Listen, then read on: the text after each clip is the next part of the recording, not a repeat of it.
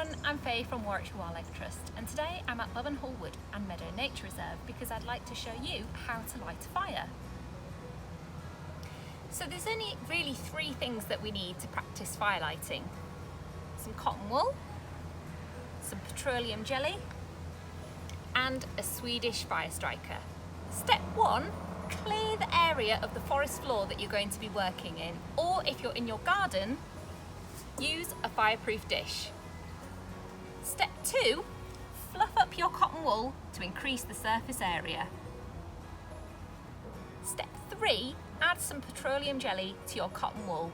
Cotton wool will burn away in a few seconds, but by adding the petroleum jelly it will prolong the burn time, allowing you to add smaller sticks to your fire. Step four, you are ready to light your fire using your striker. Come and take a closer look. There are two ways of using your Swedish fire striker. The first way is to use the short end of the blade, using pressure from the thumb to strike down the flint rod.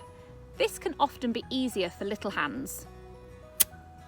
Alternatively, you can use the long end of the blade at a 45-degree angle and again strike down the flint rod away from the body.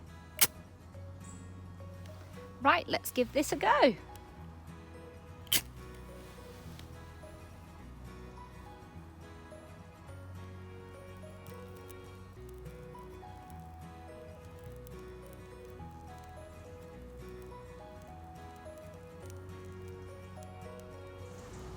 So that's it. Please always practice fire lighting responsibly. Thank you to the players of the National Lottery and the National Lottery Heritage Fund for making this video possible. Thanks.